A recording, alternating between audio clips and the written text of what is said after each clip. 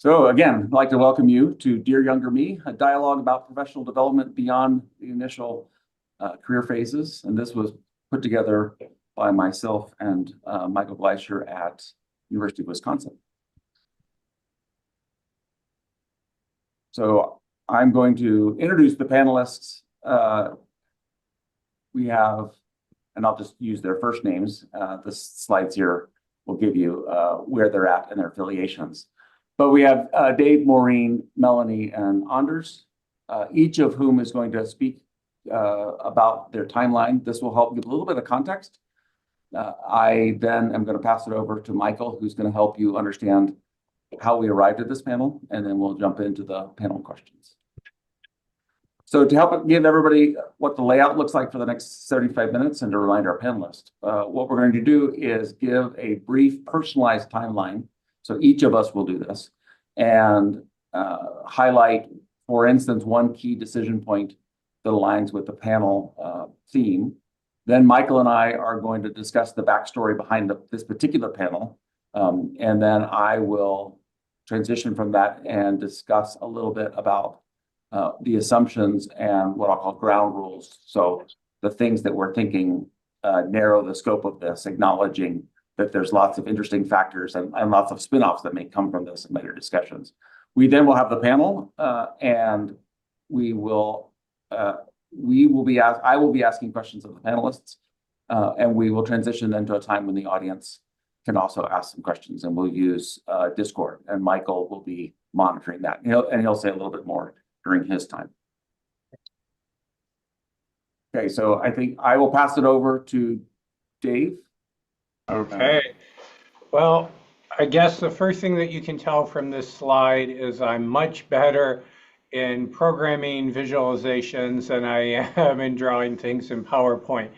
But this is an activity that we do with our team to get people to give a background on themselves. That's called a life river exercise. And so I have adapted that to this today, but with me, the way in reviewing things and thinking about it, I think back to when I first saw the combination of science and art in an introduction to winemaking science project in elementary school, and then moving on, getting involved in computer science, bringing back that combination of science and art with computer graphics, switching my computer graphics role from just computer graphics into GPU-based graphics, and then into a career switch into visualization, because I found it was much easier to get funding in visualization. And I started appreciating the impact of your work can have in other fields and the rewarding side of that. And that continued on doing volume rendering, visualization, and had another switch in terms of problems that I worked on in application areas with, and I had the date wrong here, 2004 timeframe of getting involved in the workshops to create the agenda for visual analytics. And then a career change of going into, instead of just advising students, putting teams of faculty together into centers. And there's a sort of recurring theme of all of this in terms of the passion for art, the passion for photography and nature, and then the computer science through all of it that have interwoven throughout my career. And then for this, Mike, if you can add what I added on to this, you can see I put sort of the career phases in terms of this. It's not something that I think back of now, of like when I got my PhD or when I got promoted. When I do this with younger team members, they always talk about their first job, their PhD dissertation, and when they got tenure. And looking back, it's something that I never thought to put on my timeline. But it was really about the roles and the career shifts that I made, and into growing more of larger teams, larger impact, and really youth-inspired research for most of my career. So thank you. All right, thank you. Having been at Dogstool with Dave, this actually helps explain a lot in terms of some of the outings. So, all right, so. Okay, so hopefully you can see the next, which would be Maureen. Thanks, Mike. So being retired, I had the time to get rather detailed in my timeline. And I split it up into sort of roughly decades and turning points. And I think that's a good, way of thinking about how I organized my career. So I started out at the University of Illinois when computers were young, and had the pleasure of getting involved with the Plato 4 computer-aided education project. So even though we were being taught programming with punch cards, the Plato systems had touch panels and keyboards and graphical displays. It was really a wonderful and interesting and forward-thinking community. I also got involved more seriously in music while I was there, and more about that later. So I got my bachelor's, my master's, and then went to Caltech to try to get a PhD. And so that was a very interesting time. Caltech has now got an extremely prestigious computer science graduate program, but at the time it was very new and it was very small. It was being run by Ivan Sutherland. There were graphics classes being taught by Jim Blinn. And there I didn't get a PhD, but I got a thorough love for computer graphics and a hook into getting into Xerox PARC. And this was a dream job because I'd known about the PARC work because they'd come to visit Plato. There was a very kind of similar goals and style, just different implementation. PARC people were right, the Plato people not so much. But so I took my first job there as a programmer because of the lack of PhD. And the whole next decade was fired with just enthusiasm for proving I could do research in spite of the lack of the PhD, and also being deeply involved in SIGGRAPH and the graphics community. The next turning point came when I started working seriously in color and imaging, and went to a sabbatical at Waterloo and started to consider having children, which we did. And in the following decade, life began to happen. That's what the big purple blobs are. The first thing that happened was my husband got laid off from Xerox right when the next baby was due. And then after that, 4 years later, my mother died. The baby got diabetes. The older one began to indicate that it was going to be that kind of kid that needed extra attention. And it was time to step back from the full-time corporate life, especially since my husband now had a startup that he was involved with, and started Stone Soup Consulting. And Stone Soup Consulting has vanished from this. I missed that. Sad. Anyway, imagine it above the CGNA logo. And so now I go for another decade of hanging out, doing a variety of interesting things. I got to get deeply involved in CGNA. I got to go over to Stanford and hang out with the people who were doing the iRoom. That included Terry Winograd and Pat Hanrahan. I finished a book on color. And then suddenly we moved to Washington, and I got involved in Tableau and Simon Fraser. And the next generation of work all had to do with Tableau. And this is the entry into the Viz community. At Tableau, I now went back to working full-time. Kids were old enough. The husband started to decide he was going to be retired. And there's another big chunk of career through corporate research and the acquisition of Salesforce, becoming director, and then I retired. So since retirement, there's been more music, trips. I'm now hanging out with the folks over at University of Washington and IDL, and who knows what comes next. All right, thank you. And there should all be a right, Tableau that was logo really- over above the Viz logo. I wonder what happened to that. There it is. Okay, Melanie? All right. Well, I'm sensing a pattern here that these timelines are none of them have been linear, and maybe that's a theme. So my own journey has had its own kind of loops and twists and jumps. It looks fairly smooth through the beginning there. There was the first career switch was probably back when I was a student. I started my bachelor's in microbiology, finished that degree, but by the time I'd finished it, I realized I did not want to be a microbiology scientist. I was more interested in data. And so that was the beginning of my first career switch, where I switched into computer science, went off and did a PhD in that, learned about data visualization, which kind of brought together my excitement about science with my excitement about data, and just appealed in some way. And so from there, I stuck with visualization, and that's been the guiding theme ever since. Bit of a maybe standard career journey through postdoc and assistant professor roles, where I was learning to build myself as a researcher, build my team. And then I got tenure. And that's where the topsy-turviness really started to come in. So at the point where I got tenure, I thought, well, okay, I've proven myself. I've proved that I could get through this milestone. What's next? And I really wasn't sure. But one thing that I was sure of was that I didn't feel like I had done a lot in the world. I was good at writing papers. I wasn't necessarily having real world impact. And I wasn't necessarily understanding in depth how software got made in the world. And so that was something that I wanted to go explore. So after tenure, I did a sabbatical where I did my first foray into industry research.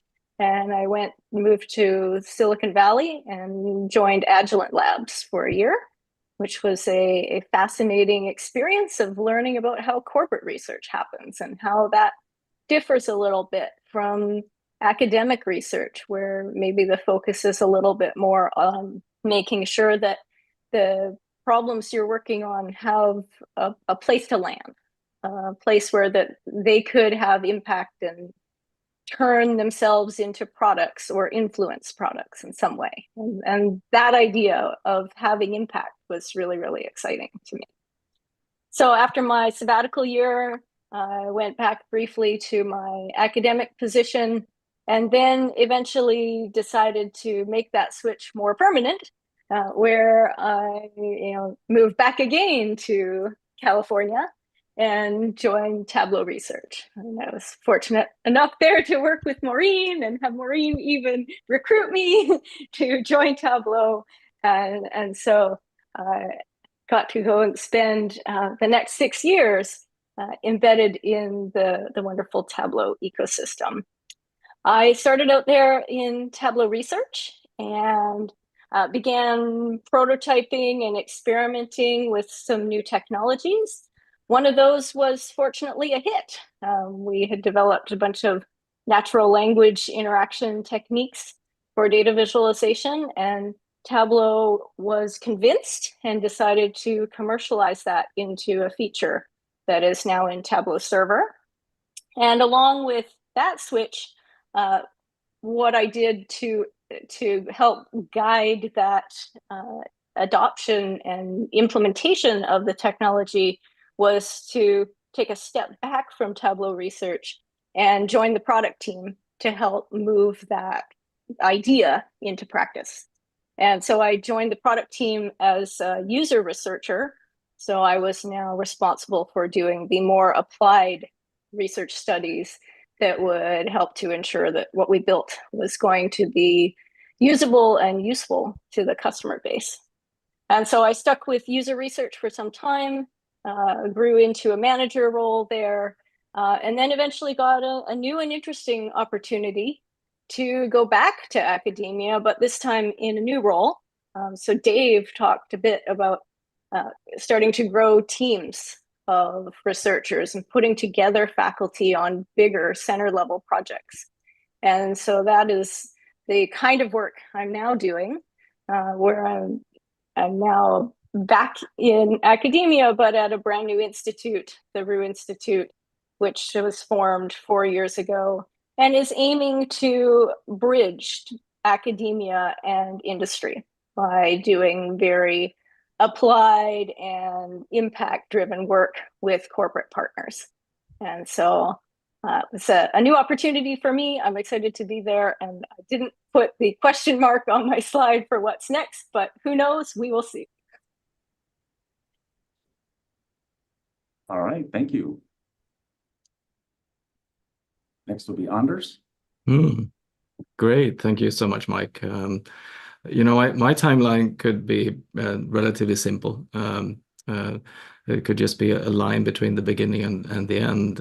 I'm starting out with one of those things that affected me so much as a younger person. I was 6 years old, and that's actually a picture of myself in 1969 when I watched the landing on the moon, and I was determined that I wanted to go to the moon.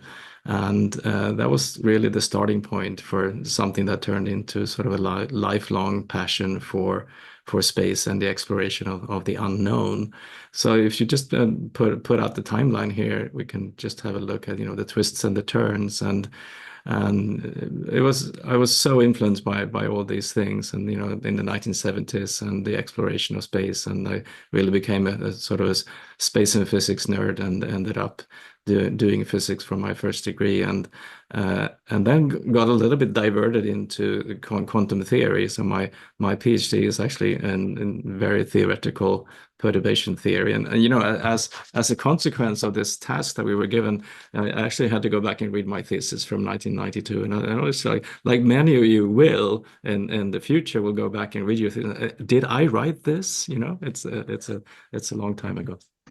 Then there's a sequence of what I would refer to as a number of sliding doors, sort of serendipity, things that happened. Then in the 90s, I did a postdoc at Oxford, and moving from Oxford, UK to Nashville, Tennessee, it was kind of an interesting experience in my life.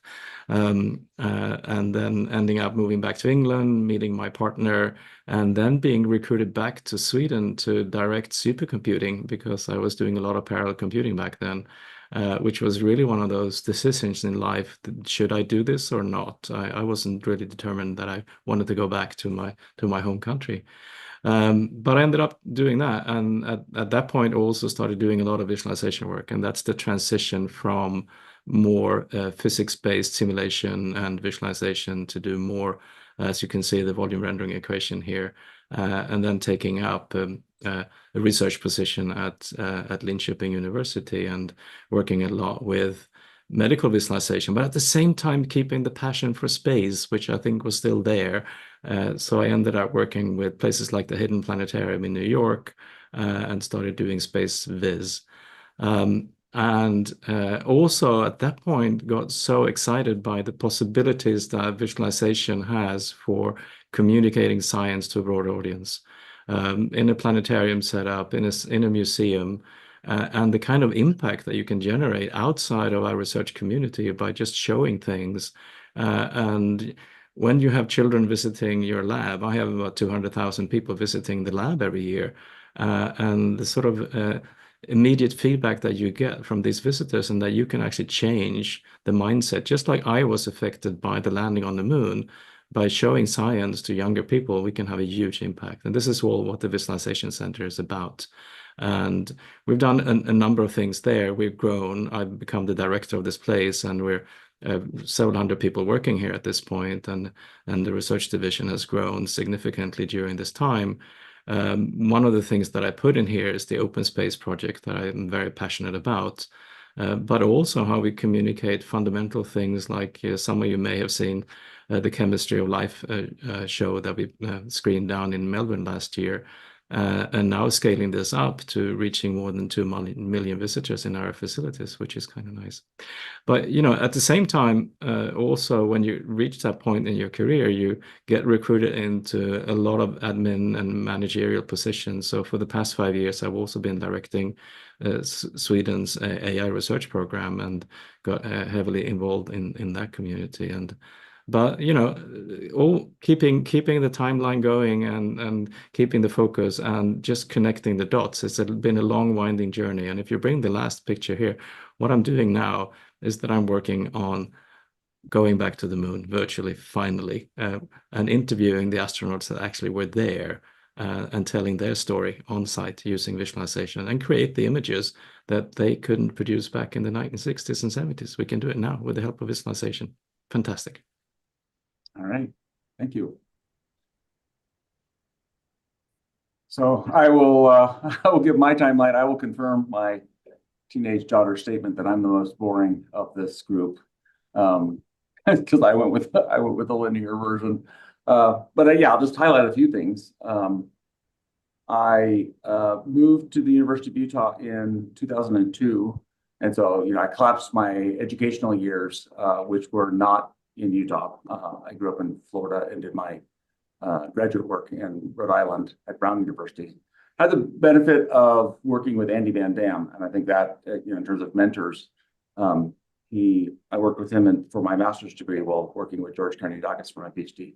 But Andy, I think I will credit him with always having an influence on me. It was great to have a pioneer of computer graphics kind of pour into my life early on.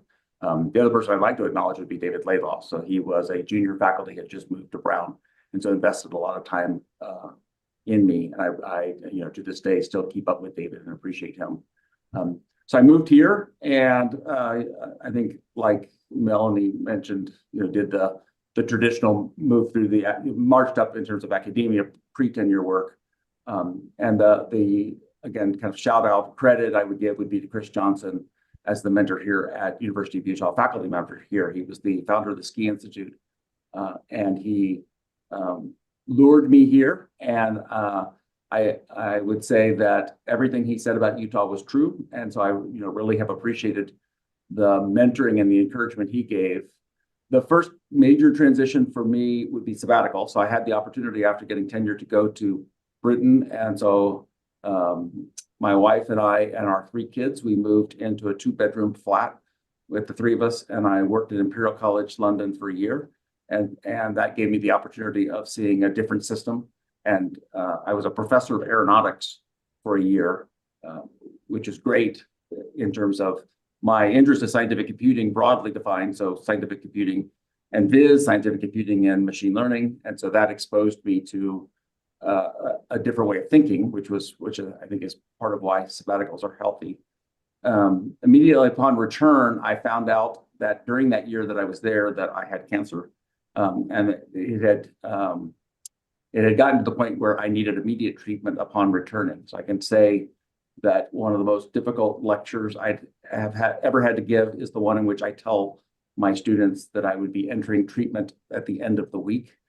I got to actually meet one of those students, and he remembered that lecture. I met him last year. He came back. He was coming back to the university for an event, and he stopped by to say that he remembered that, and he was doing well, and he wanted to see how I was doing. But for the next year, so that would be 2009, 2010, I spent about a total of 26 weeks total in the hospital. And so that I mention it because it does change the way I view things after that point, which for me, it was when people say things like live like you are dying.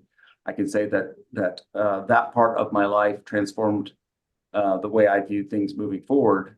And it connects now with what happened, which was after that, I was promoted. So in terms of timeline, the next thing was my promotion to full professor. And at the same time, I was asked by Ross Whitaker to be a co-director of the School of Computing. And I found that was my first taste of administration.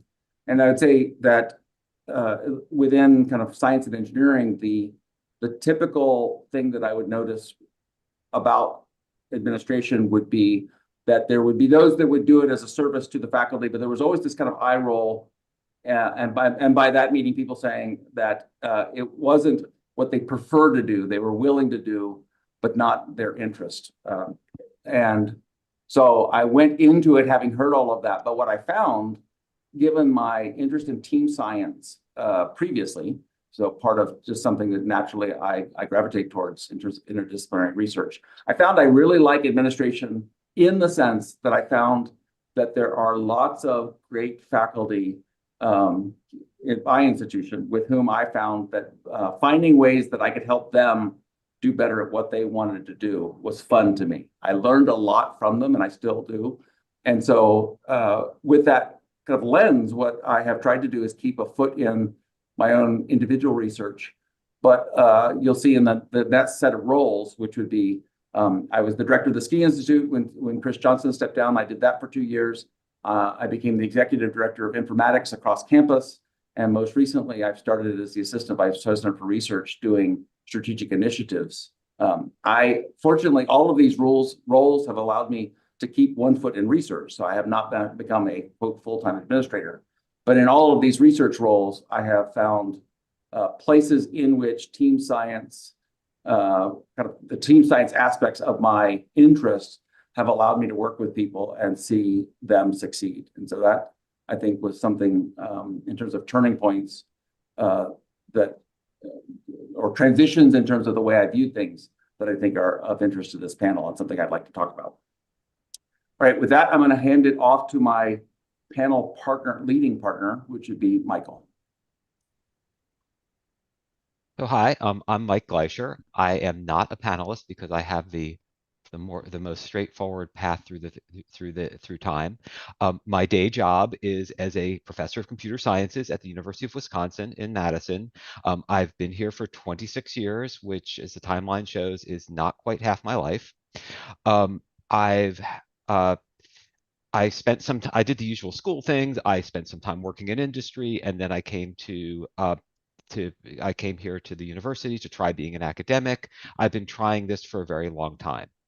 I've been able to wander and explore many different topics intellectually, but basically I've been doing the same thing for a very long time. Now, some of the details change, the research I'm doing, the classes, some new committee, and then every once in a while I get some great outside activity. Right now I'm involved with some things at Amazon Robotics.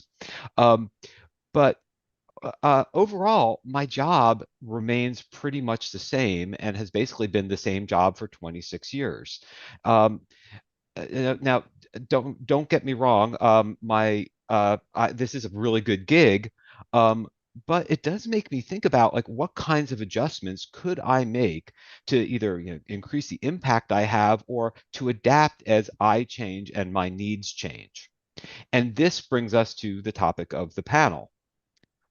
So now we can sort of, I guess, go to the blank next slide of how did this happen? This panel has its roots in a conversation that Mike and I had in the corridor at Viz in 2022. I, at the time, was feeling a little restless, wondering what I wanted to do next and how to change things. So I was talking to a lot of my friends, everyone who I ran into, including Anders and Mike, well, Mike and I had a particularly interesting conversation for a very long time. It involved him, us talking about books we've been reading and him actually giving me one. And we realized that we kept that conversation going, and we sort of realized that as we get into these later career phases, we actually had more choices, not less, than we did when we were younger. Now, our interests, our abilities, our constraints were all evolving, but we had lots of choices in how we responded to this. So we were thinking, how do we navigate these choices? And with this came the second observation that unlike when we were younger, we had less sources of mentoring and guidance, even though the choices were growing harder. While there were tons of panels and other things for young people, there was almost no discussion about what happens in later career phases. So we thought that there were lots of other people going through the same things. How are we going to initiate some kind of dialogue about this? How can we begin to foster some kind of experience sharing? And then Mike had the idea of we could run a panel. And that's where we are now. So with that, I will hand the microphone to Mike so we can run a panel. All right, thank you. Before we get started, I'll call them ground rules, but one thing that came up, I think, in all the timelines and that we acknowledge up front is for each of us, there's a context, and that was part of why we gave timelines, was there's a context for how we came to decisions that we made in our career, and that context often is broader than just the demands of our academic discipline or the demands of our universities. And so I think each of us highlighted different things, different factors, and we acknowledge all of those factors. as being important when any of you who are listening, when you make your individual decisions. We're going to focus in terms of the conversation on, I'll call them academic, and I'm using that in the broad sense, not academic versus industry, but we're going to focus on those aspects of the questions and answers. But we do appreciate that there's a broader collection of factors that will come in, and we respect that. So with that, I'm going to turn the share off so we can see each other. Okay. So, and maybe I'll start with an opening question, since all of you now have given your timelines. And this is one thing that Michael and I were discussing in the hall at Viz.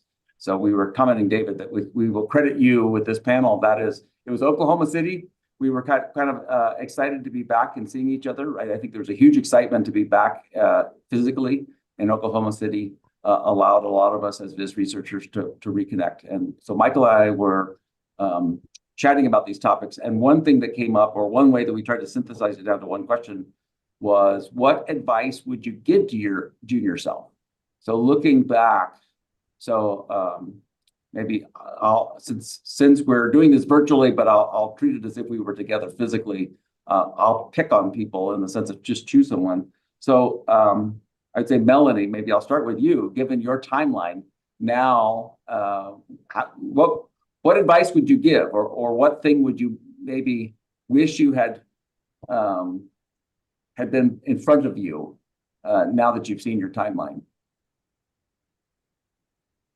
I think I would tell myself not to get too hung up on having one career goal or on trying to pick, the ultimate career that I was going to have, and to be open to different things that might come along. I've been kind of opportunistic in my career. Like, as opportunities came up, if they were exciting, I took them.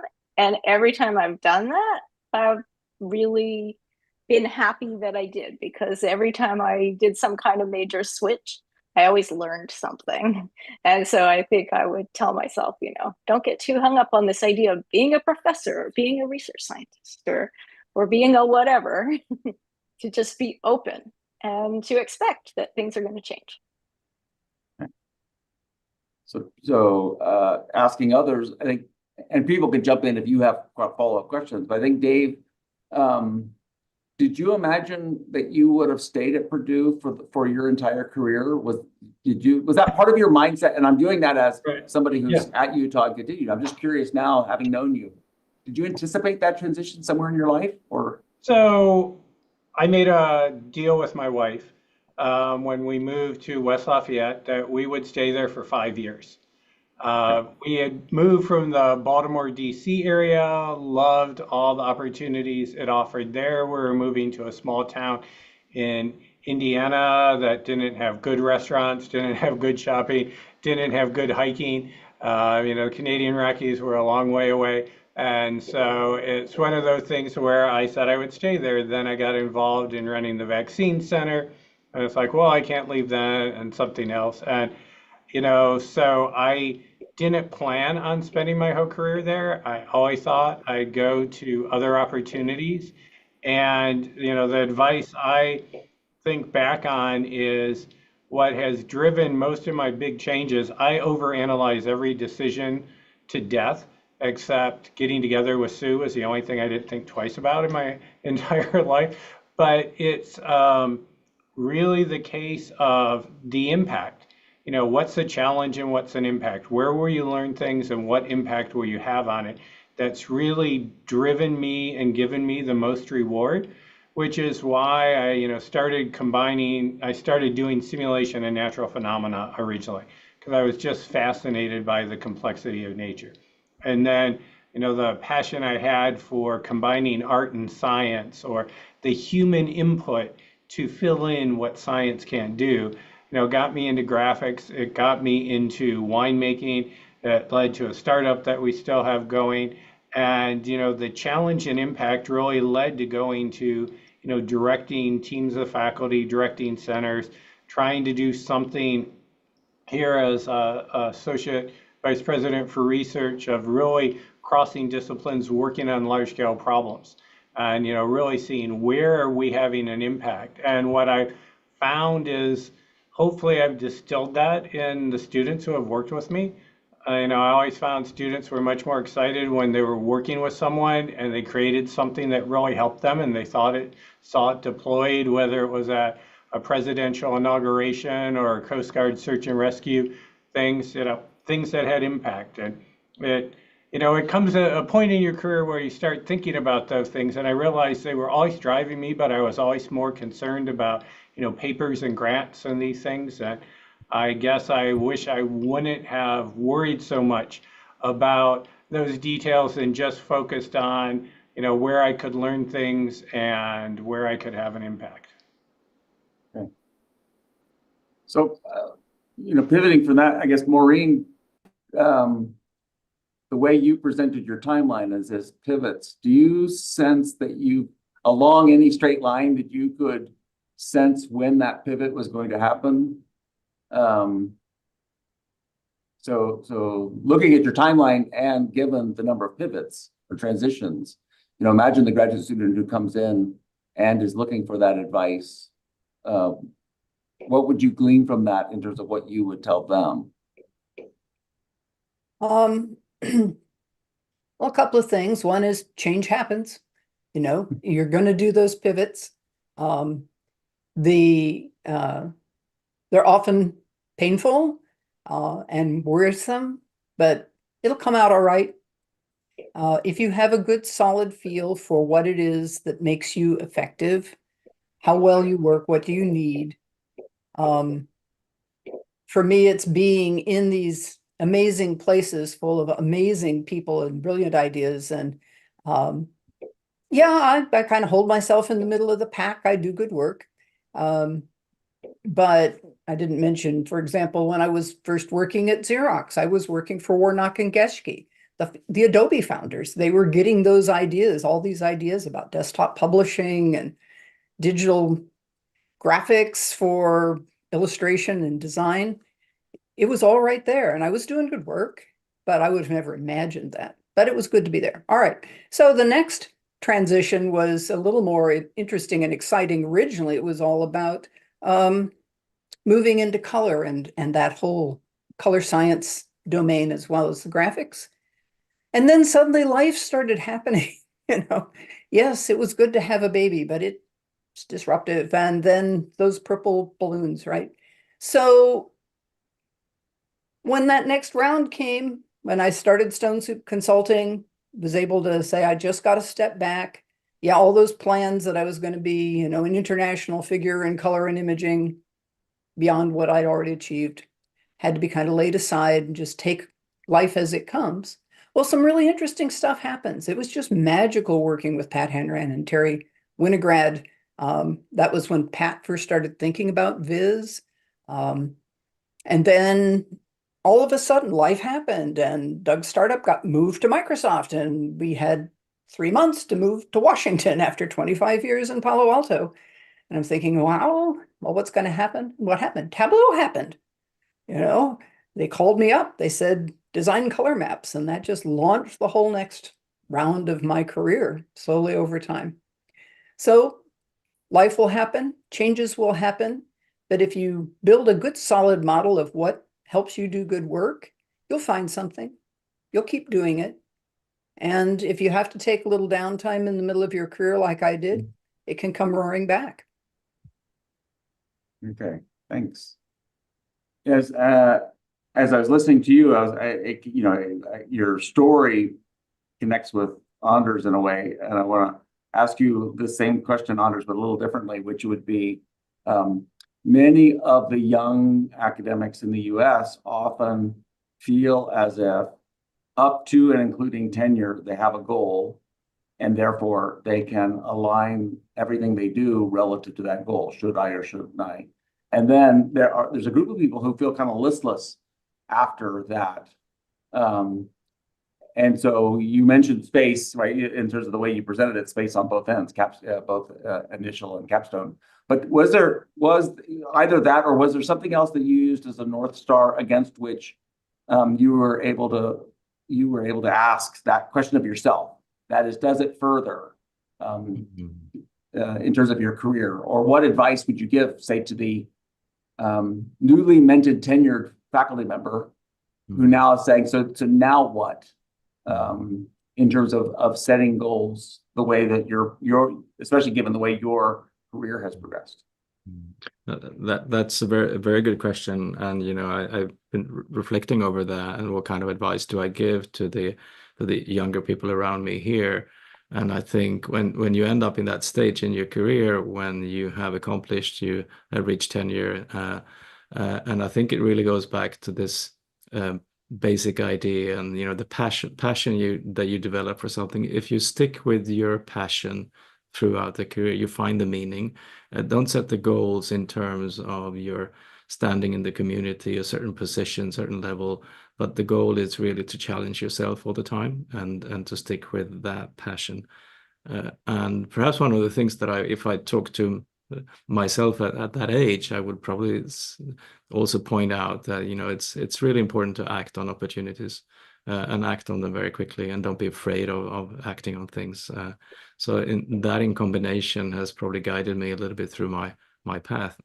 But I missed out on quite some really interesting opportunities because I just wasn't fast enough, and I didn't dare to take the steps that I wanted to take. So I mean, just most people are probably much better than they think they are, especially academics. The self-confidence can be low at some point in your career, especially if you're sort of just after the sort of post-PhD depression that hits you in some sense, and self-confidence is an issue, and to have the courage to move in that direction and stick with the things that you really wanted to do and wanted to accomplish. I think that's another life experience that I think, one of the things that I always thought in the past that I could always fix everything, right? So if I just worked hard enough, I could do everything. But one of the things that I later on in life have learned the hard way is that there are actually things that will happen to you that you can't fix. And I think you just have to accept that things are going to happen to you. And that's also what Maureen is saying here, is that life happens to you and you can't fix everything. You just have to live with that and move on. So that's an important thing. Okay. So something you said, and I want to connect it now with Dave. So you talked about opportunities and sometimes the need to move quickly. So Dave, if I recall correctly, you mentioned with one exception, you said you overanalyze, or you strongly analyze things. So what have you found as the way of pressing yourself to make that decision, right? So I think there's probably a tendency among many of us. I certainly empathize with you as I listen to you. So right, yeah, and I guess I would say I analyze things from all different perspectives. It doesn't necessarily, I wouldn't say I get paralysis by analysis, right? To that point, but it's really a case of, are you willing to go with your gut and your initial reaction of whether this is something you should do, right? You need to weigh things, but then I always think of, well, what could go wrong? And I really wouldn't spend as much time thinking about that, but what are the upsides, and what benefits does this give, right? So it's sort of, well, what is this going to mean for the funding for students, or what's this going to do to my tenure, or all these different things, and not worrying about it. I completely agree with Anders, this idea of thinking about where you are. If you do what you're passionate about and you take pride in what you do and put your efforts into it, the recognition will come, right? I did learn that there needs to be a little bit of self-promotion, but it's really about, are you happy with what you've done and the effort that you put into it? So much more you appreciate later than like, oh, can I get to this point, and can I get this recognition and these things? So yeah, I guess I wish I go ahead and make the decision, but I keep on thinking about what the other alternatives are for weeks afterwards, which is the part that is completely useless normally, unless it gives me some insight into how I could improve the process. So I'd like to pivot from that then to Melanie, and I think if I now put myself in your shoes, Melanie, one thing I appreciate is that you transition from academia to industry and industry to academia. And I can imagine in myself, there would be an inertia, but so speaking only for myself, there'd be this inertia and it would create a hesitancy. And then it wouldn't be that once I had overcome the academia to industry, that hesitancy was gone. I would have created another inertia, which is to stay in industry and not transition back. So just given that you've now done both, and I'd like to, just understand what you went through, how did you internalize it, process it? Yeah, I mean, every one of those big transitions was something I had to think really hard about, right? Like it wasn't an instant obvious decision. And I'll be honest, I did a little bit of try it on for size before I leap kind of approach, right? Like I did a sabbatical where I knew I was going for a year to try something out and I was going to come back. I wasn't, intending to move permanently, but it gave me a chance to try things. Even when I made the leap from UVic to Tableau, I went on leave for that first year, which would have given me the opportunity to go back should it have not worked out at Tableau, and also gave me the opportunity to help the PhD students who I still had there to get, out and graduated and in a nice, smooth manner without breaking up their programs and forcing them to move to new advisors and all of that. So, and kept my grants also going. So I did a little bit of try it on for size. I also realized along the way that every new job I took, I had this bit of imposter syndrome, right? That I was never quite sure that I was up to the job, right? Starting assistant professor, I think we probably all experienced that. You go suddenly from being a PhD student or a postdoc into this role that has more authority. Are people going to respect me in having that authority? It's a bit daunting. And then the same thing when I moved to industry research, right? Like now I'm in a place that is foreign to me. I'm in a place where the community doesn't know me anymore. So, how do I cope with that?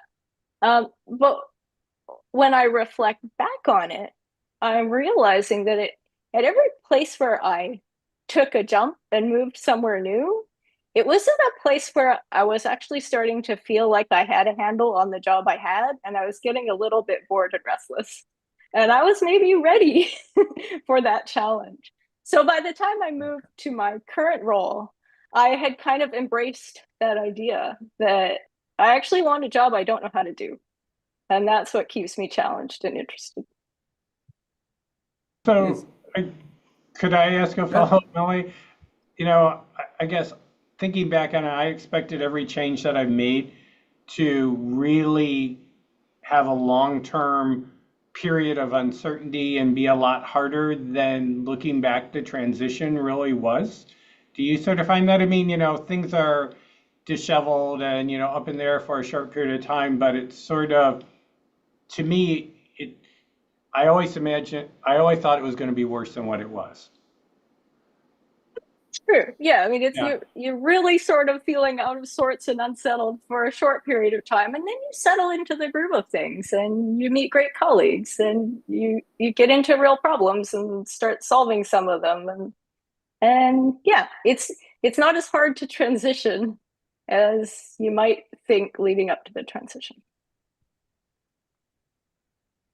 Maureen, I guess following this line, and Melanie mentioned kind of the itch or unitch.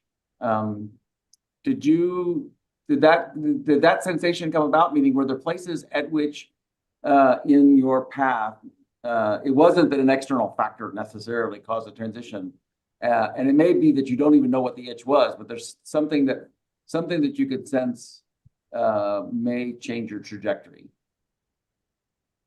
Yeah, it's there was definitely something there, sort of a sense of getting bored or not seeing the opportunities at the place you're at. So the work I was doing at Xerox in color was all about device-independent color imaging. It was all about making the pictures on your display look good on your printers. We had set up the seeds for color management systems with some research that I did with John Beatty and Bill Cowan, who are at Waterloo. And it was pretty clear Xerox wasn't going to do it, right? If you were going to push that into industry, into commercial practice, the way they were going to do it was really only suitable for big printers. It wasn't going to be, it was HP who did the printing end, and then eventually Adobe. And that's one of the reasons that Warnock and Geschke left, not only about color management, but all the things that we were inventing there weren't going to go anywhere. So that was already somewhat of an itch. That got me going to Waterloo for the sabbatical to get a sense of the academic world. I had maybe an idea at that point. I could try to be a professor. Trying to be a professor without a PhD, that only works for the very special few. And in hindsight, I'm not sure I would have really liked it. So again, getting out of Xerox was not only the life things, it was now the place was changing. I was doing kind of interesting stuff, but I'd been working as a manager originally. When they laid off my husband, I stepped off that job instantly and was kind of drifting because, there was this baby, then I had to wait. And having almost 20 years of tenure at a place gives you a lot of flexibility that you don't get in a new job. I was working part-time, for example. But yeah, it was getting kind of boring. So I think that, how to say this?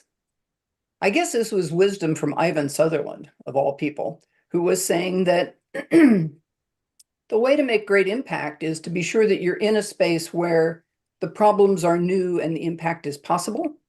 It's very different to be in a place where, in a field where it's very mature and the changes are incremental.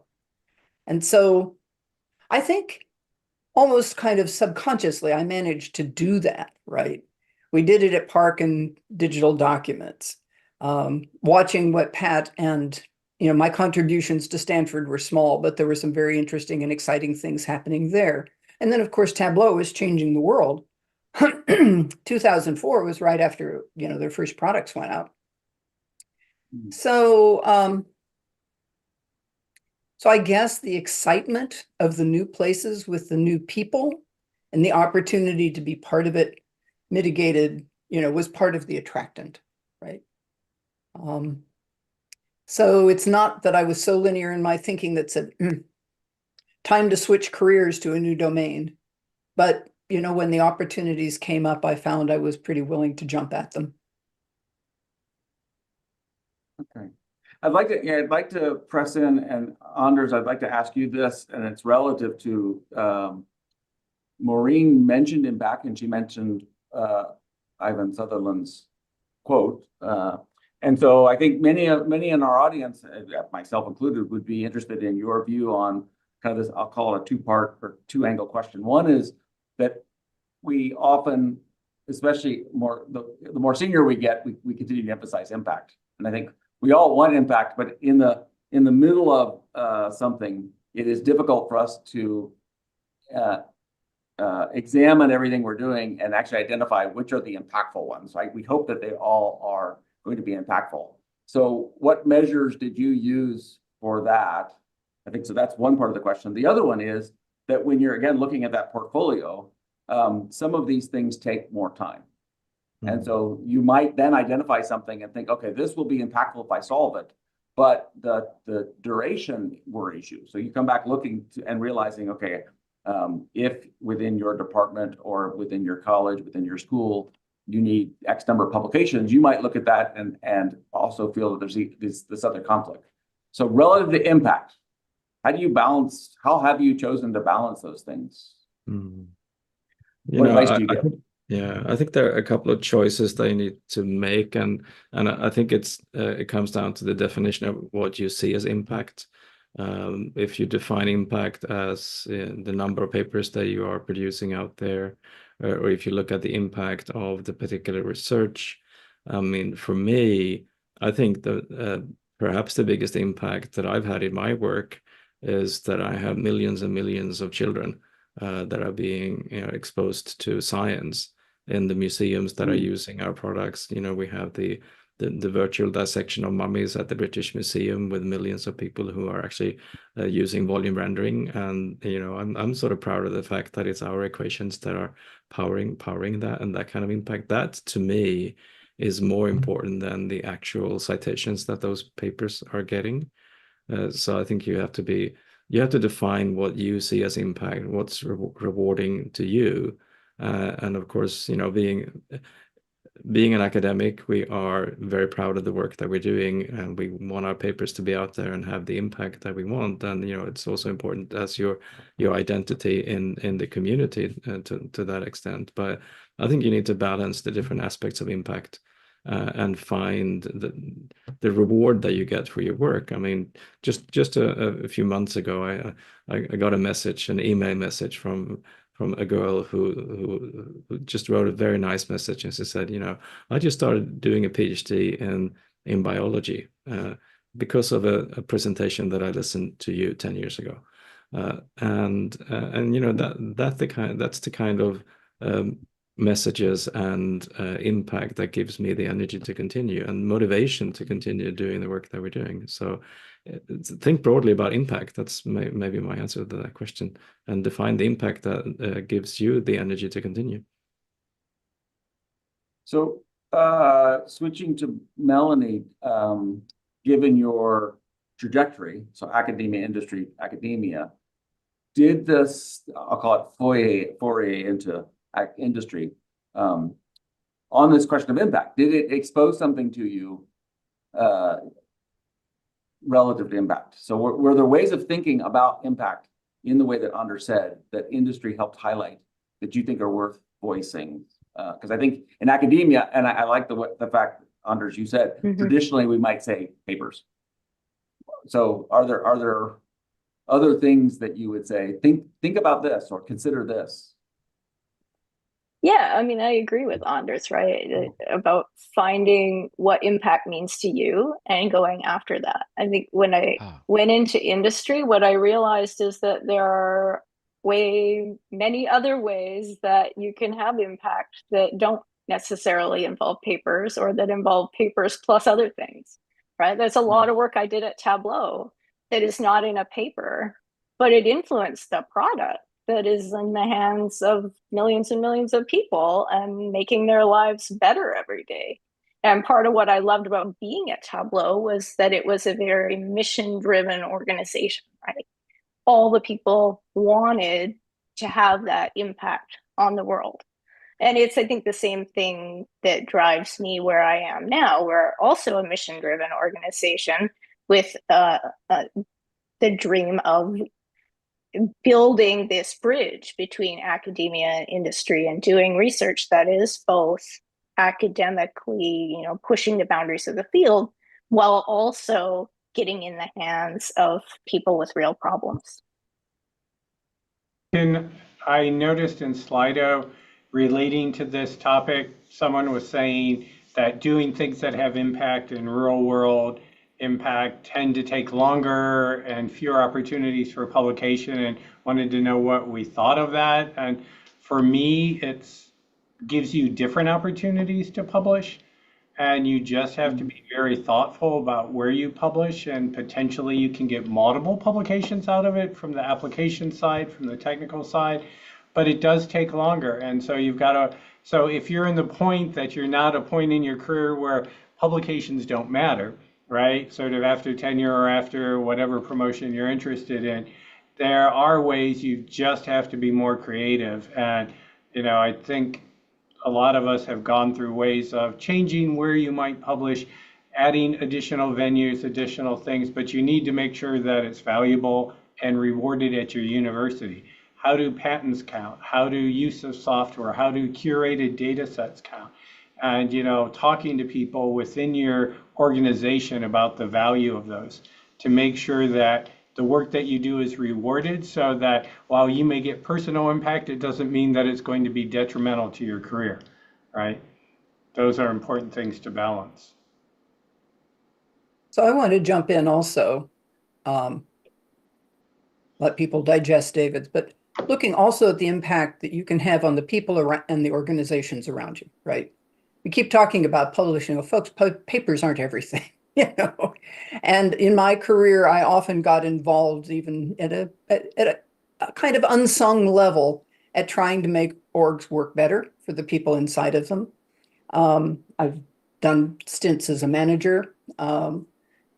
With SIGGRAPH, I was the papers chair at a time the conference was in transitioning. I seemed to make my best impacts, not at the very beginning, but you kind of have that big exciting burst, and now you've got to kind of grow up and get serious. And so I've done that a number of times.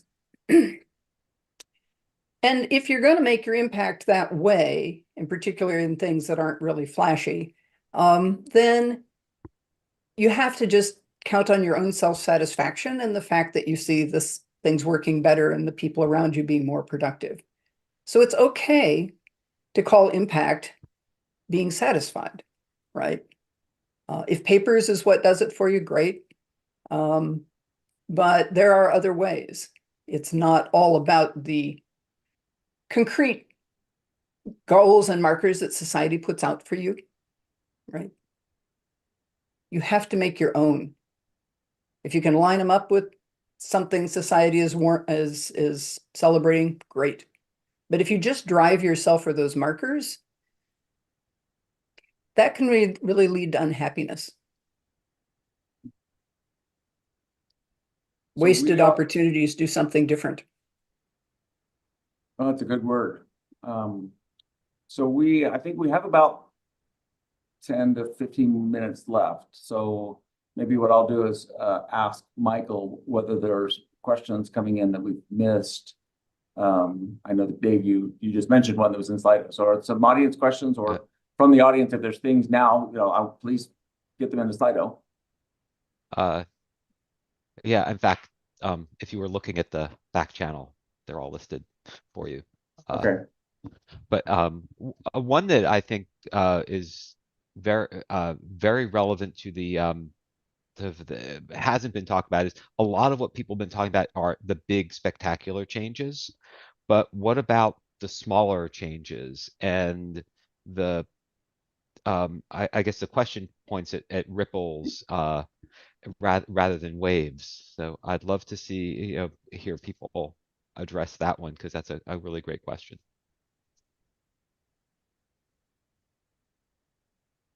I'll pick on somebody. Anders, you want to start with that one in terms of ripples Sure. versus stark transitions. I mean, you realize that if you have a big vision and you have the long-term planning of your career or where you end up, when you get down to the daily work that you have, it's you get down to the details. You have a progression of things, and that progression is necessary. It's a matter of maturing your ideas and moving in a direction. But I think one of the dangers of staying in the pool of ripples is that you might lose the vision and the overview.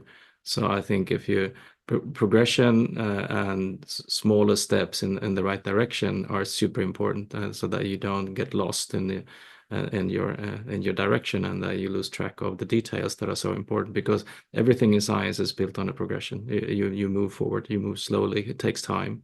But every now and then popping out of that domain and getting a bird's eye view on what you're doing is super important. And I think that's where those discussions that we have, and I think that, the conference in itself, I'm saddened by the fact that we couldn't meet IRL, because it's all of those, the coffee discussions, the late beers that you might have with colleagues. That's the time when you get the chance to pop out of your daily work and see the bigger picture of what you're doing, relating it to what other people are doing.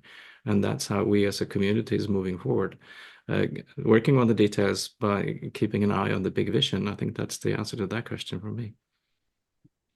So maybe I'll pivot from that, because this is one of the Slido questions, which is you commented on getting this bird's eye view, and for some of our audience, they've questioned is going to industry a way of doing that, or engaging with industry, or doing a sabbatical. So in terms of, in addition to the colleague question you stated, and I'll open this up to whomever wants to address it. How would you answer that? So is sabbatical, what if they were given the choice A or B? Is there a rationale you would give to aid them in making a decision, or do you think that there are different perspectives they get from the bird eye view? So if you were to say here, if you're looking to answer these types of questions, you might choose to engage with industry or do something in industry, or if you're wanting to answer these other questions, you might choose a sabbatical. So, as somebody who has actually done both kinds of sabbaticals, and just to be clear, a sabbatical could be in spending time in industry, as Melanie has done, or several of us have also done visiting a different university. One thing that's really interesting about sabbatical that I think neither of those get at is sabbatical is an opportunity to explore different life things beyond just what happens.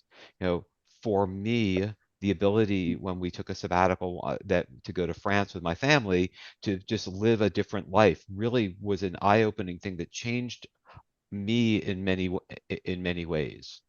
The opportunity to build connections either in industry, you can go to a different university where you're exposed to a very different situation, or you could go to a place that's just like where you are. You can go to industry and just do the same stuff, or you can go to industry and try something radically different. I think that how one treats a sabbatical is more important than the detail of, is it to industry, is it to academia? An interesting phenomena, having done this 3 times, is if you take yourself out of your environment, you can see what's cause of if you keep doing the same thing, even though you're in a different environment, then you realize it's you, not the environment. Yeah, so I won't leave this theme, and others can answer, but I want to ask Dave to get his perspective. And what's prompting it is your statement to your wife about the 5-year commitment. And I think in my mind, what I'm thinking of is when you hit 5 years, did that mean that you were looking, meaning your radar opened up? So for 5 years, I'm not looking to move, but then at 5 years, you started that radar. And I'm connecting that with Michael's statement, which is, other than sabbatical, are there other mechanisms to kind of get yourself up? So what are the ways by which you can do this kind of thought experiment that Michael said, which is kind of step outside my environment and ask, is it really me or the environment? And to me, it was the people I collaborated with. And by the time 5 years hit, I was sort of, committed to 6 years of running a center with 40 schools involved with it. And it's like, oh, I can't leave now. And I got myself caught up in that. But every time it was new applications, new problem areas. And, when I did my first sabbatical, I did it in 2000 with Pat Hanrahan at Stanford. And Chris and Diane and Pat were just it was before the Polaris paper came out. He had the group of students that I was working with NVIDIA and programmable GPUs. And so, I was always a software person. I hated hardware stuff. And I really got in, I got exposed to something, and it was a new dimension. And also, I was also more of a sci-viz person than InfoViz person. And so that exposure to that. And, finally, 14 years later, I took another sabbatical and I created a startup, right? And moved and lived and tried to learn how to be an entrepreneur and realized I was really bad at selling software to wine growers. And it's like I was much better convincing federal people to give me funding. But I think that idea of exposing yourself to different communities and looking at the different areas. I mean, one of the things that has always fascinated me about the field we work in, we have the opportunity to see the state-of-the-art research in so many different fields and, learn where people are going, whether they're sociologists, whether they're, people studying superlinearity of ancient Roman societies, or people studying the magnetohydrodynamics of the outer heliosphere of the sun. You know, there's all these different things, and I find exploring those and learning that fascinating. And so it's a way to grow and also see how these cultures from different fields work and the different way they attract problems, and then bringing that back in to a computer science domain. It gives you a different perspective. And that's what I've always thought were the most impactful papers, both in computer graphics and the Viz community, is when you're bringing in different theories and different approaches to solve the same problem, and you're looking for those ways to integrate and grow the field. And so I'm always looking for those interesting things and realizing, you know, these questions no one knows the answer to yet. And how can that be an unsolved problem? People have studied it for so long. So to me, that I can find motivating, but that gives you outside of your bubble of just talking to people about, well, how can I get this down so that we can get the answer in a quarter of a second or something like that. So Maureen, I mean, following up on that, and given your move, which was, I think, I don't remember, it's California to Washington or vice versa, but one of the moves. Did you find that the change in environment? Well, I guess what was the time frame in which the change of environment it sunk in the sense of you view things differently because of the people with whom you're interacting in the environment itself?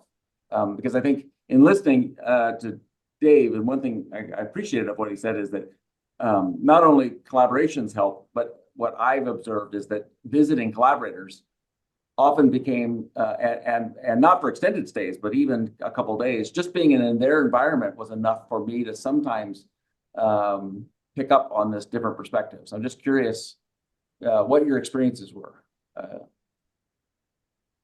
So I'm not exactly sure which is the crisp question in there. So I'll either let you ask it or just give my answer. Well, yeah, I guess the crisp question would be, in your experience, how important is is actually displacing yourself physically in terms of environment to that different perspective? So one would be that you collaborate, but you're not actually moving, you're zooming. And how much of what are you motivated by your move? How much of it is just physically getting yourself out of something, which you did in several ways? Or is it both? In industry, it's not unusual to actually change jobs, right? You don't physically move, you just go to a different company, right? That's one point I want to bring out. This is a highly academic discussion, and that's fine. That's a lot of the Viz audience. So if you move around, or I even moved around within Park, within different groups, right? And having a different set of people with a different set of goals, that certainly provides new perspective and new problems to solve. Now getting entirely out of your work environment into a different working environment with different constraints and different problems and but also different strengths. That tends to be a lot more eye-opening. And so that's why, going to Waterloo was great.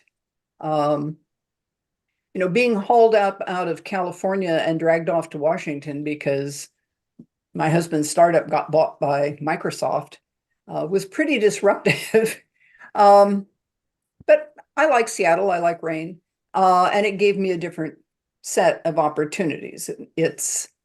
But I want to finish that little diatribe off with, for me, it's the people. It's the people around you and their ideas and how they work and how they think. If I, categorize each of the areas that I've been in, it's always been some group of people there. They have passion, they have fire, they have opportunities, and one can join in and help out and do good work.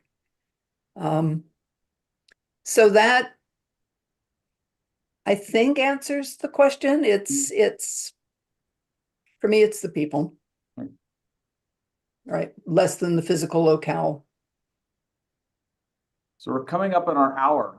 I mean, we're coming up on the hour, which means I think we are out of time. I think I will pass it over to Michael for some closing things in terms of, are there some next steps, at least in Discord, our Discord channel. But I would say, I'll end my part with saying, I appreciate all of you participating, because the people part resonates with me which is why Michael and I, when we deliberated, all of you were chosen because we thought you provided something to this, and we've both Michael, speaking for Michael and myself, I think we've benefited from all of you, from our interactions with you. So I would echo the people are important, and I want to say thank you to all of you for participating.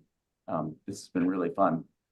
Michael, are the next steps, or at least things that you'd like to say to our audience before, I think, our automatic shut off? No, actually, I don't have anything more to say other than thank you to everybody, and both those of you who participated and for everybody who was listening. Thank you.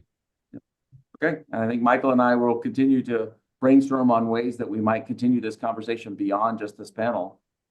If there is interest in that, I would say please drop notes in the Discord channel that's associated with the panel, because if nothing else, he and I will continue to talk to Anders and to Melanie and to Maureen and Dave about these things when we see each other at Biz, but there may be other opportunities for us getting together in the future to talk about this. And happy to host everyone here back again in Oklahoma for a discussion if you feel like it. There's always Zoom. All right. Well, thanks to all. I think with that, we'll end our panel. Mm-hmm. Thank you all. All right. Bye.